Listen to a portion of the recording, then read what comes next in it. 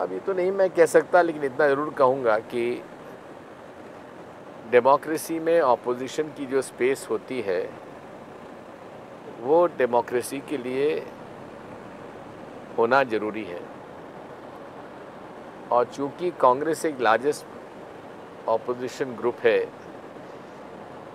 इसलिए जो हमारे कांग्रेस के वाइस प्रेसिडेंट हैं राहुल गांधी जी, उनको ये जवाबदारी अपने हाथ में लेना चाहिए थी।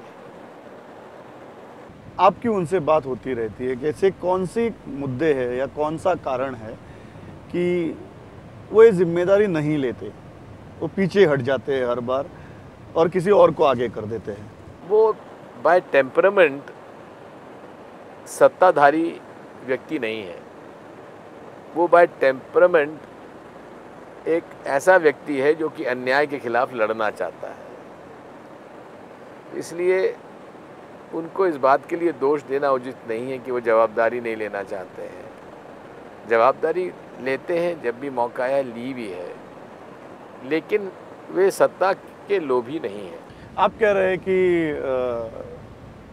He can never be a strong prime ministerial candidate. ये मैंने कहाँ कहा है? आपने जो मुझसे पूछा था कि वो जिम्मेदारी क्यों नहीं लेते हैं, जिम्मेदारी वो लेते हैं, लेकिन सत्ता के पीछे नहीं दौड़ते।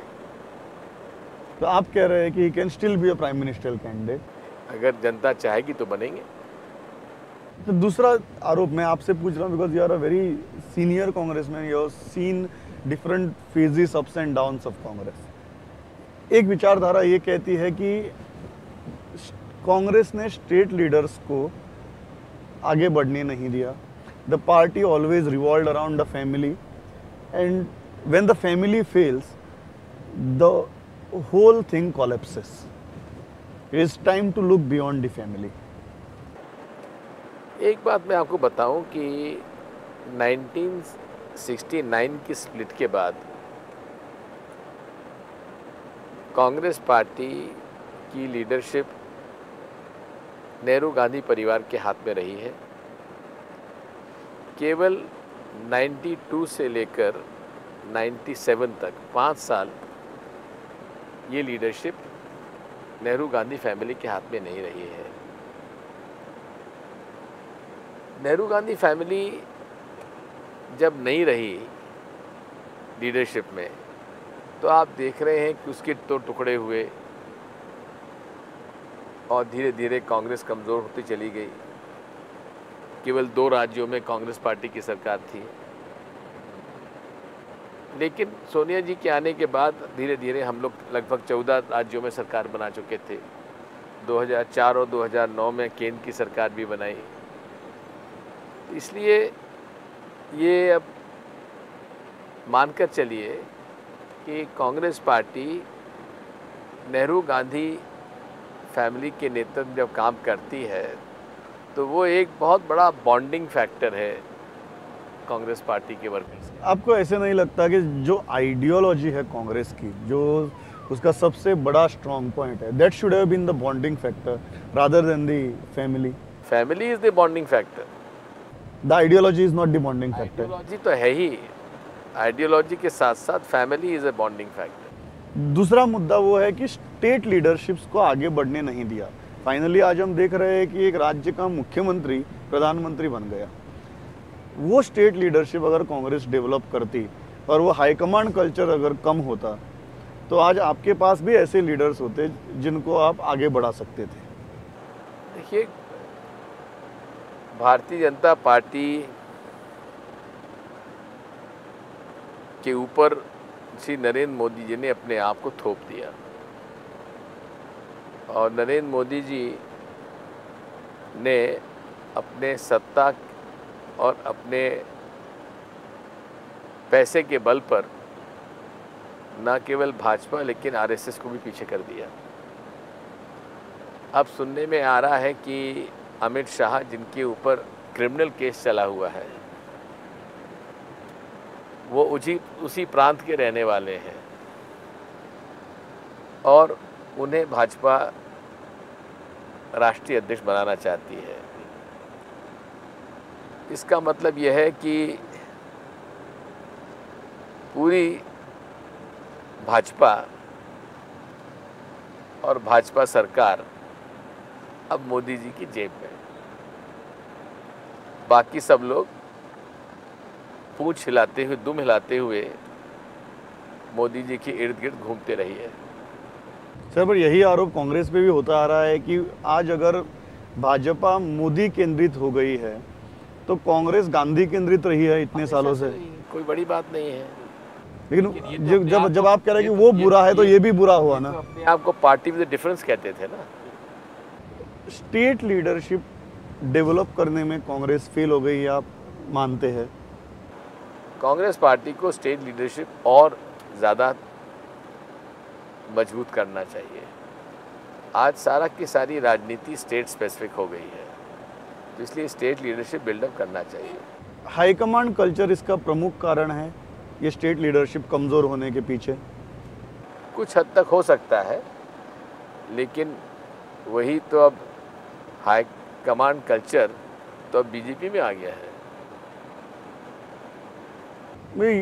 दूसरी बात ये है कि जब हम बात करते हैं नरेंद्र मोदी जी की, सभी कह रहे हैं कि the Narendra Modi before the election and Narendra Modi after the election, there are two different images of the same man. He is right now behaving more like a statesman, जो एक इमेज उनकी की थी बीइंग अ हार्डलाइनर या being a strong Hindutva man, he is behaving in a different way now. What do you think, he has learned his lessons और ये सिर्फ एक दिखावा है? एक अंग्रेजी में कहावत है, leopard doesn't change it's spots. दूसरी बात यह है कि नरेंद्र मोदी जी को हर कांग्रेस की चीज़ बुरी लगती थी, हर चीज़ की वो बुराई करते थे। कांग्रेस मुक्त भारत कहते थे, कांग्रेस मुक्त भारत कहते थे। लेकिन राष्ट्रपति जी का अभिभाषण आप देखेंगे तो यूपीए की पॉलिसीज ही उन्होंने लागू की हैं। कौन सी पॉलिसी में उन्होंने परिवर्तन किया है? महंगाई के बारे में जब हम कहते थे कि महंगाई कम करने के लिए ये भी आवश्यक है कि राज्य सरकारें जमाखोर और मुनाफाखोरों के खिलाफ कार्रवाई करें, यही बात ये भी कह रहे हैं, तो कौन सी नई बात है? बट आप ये मानते हैं कि the Narendra Modi before election and Narendra Modi after election, he is a changed man, he has learned his lessons? मैंने आपको उसको उत्तर दे दिया। He is not, you are saying that Leopard doesn't change his spot. you are saying the spots hasn't changed. Yes. ये ठीक है कि he has suddenly realized that to be an opposition leader and be critical is one thing, and then after sitting on the chair taking decisions in the interest of the country is different. दूसरी बात, you have been very open in saying that Prime Minister Manmohan Singh should have been more communicative. Maybe 2 years before the election, do you think it was the right time to go for a leadership change? Because anti-incumbency थी, 10 साल की सरकार है, obviously anti-incumbency रहेगी। उस वक्त अगर एक फ्रेश फेस या फ्रेश लीडर दिया जाए तो ये बड़ा हाइपोथेटिकल क्वेश्चन है, कह नहीं सकते क्या उसका होता, लेकिन इतना ज़रूर है कि the prime minister has to be more communicative. आपका ये कहना है कि अगर लीडरशिप चेंज होता 2 साल पहले चुनाव से तो अच्छा होता कि बुरा होता? हाइपोथेटिकल क्वेश्चन है, लेकिन एज आप you are politically very experience to जज certain results out of certain situations. That doesn't mean that I can comment on a question like this. आप ये जो डिफीट है कांग्रेस की, उसकी प्रमुख जिम्मेदार किसे मानते हैं? राहुल गांधी को, मनमोहन सिंह को, या नरेंद्र मोदी की लहर को? इसमें 2-3 बातें हैं। सबसे पहले तो कांग्रेस के प्रेसिडेंट से लेकर जो पोलिंग बूथ पे काम करता है उन सब की जवाबदारी है। That is a collective responsibility. Number 2, हम लोग परसेप्शन वॉर में हार गए। कम्युनिकेशन वॉर में हार गए। ऐसा नहीं है कि यूपीए सरकार ने अच्छा काम नहीं किया है, अच्छा काम किया है, लेकिन उस अच्छे काम को हम जनता के बीच में ले जाकर समझा नहीं पाए।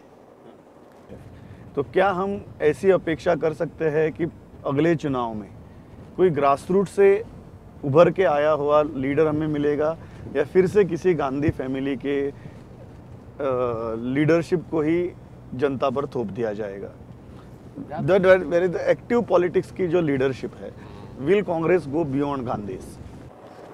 See, allow the Congress party to choose its own leader. तो आप ये नहीं कहते कि एक ग्रासरूट से उभर के अगर आए तो उसको कांग्रेस पार्टी प्रमोट करे? मैंने कहा ना आपसे कि कांग्रेस पार्टी के लीडर चुनने के अधिकार कांग्रेस पार्टी को ही रहने दिए। लेकिन जब कांग्रेस पार्टी चुनती है तो घूम फिर के फिर गांधी जी के पास ही जाओ। तो आपको क्या आपत्ति है? Don't you think you need to give an option to people? Allow the Congress party to choose its own leader. And then let people decide whether they want the leader और नो। Correct. सर, बहुत ही busy schedule था आपका, फिर भी आपने वक्त निकाल के इंटरव्यू दिया। Thanks a lot. धन्यवाद।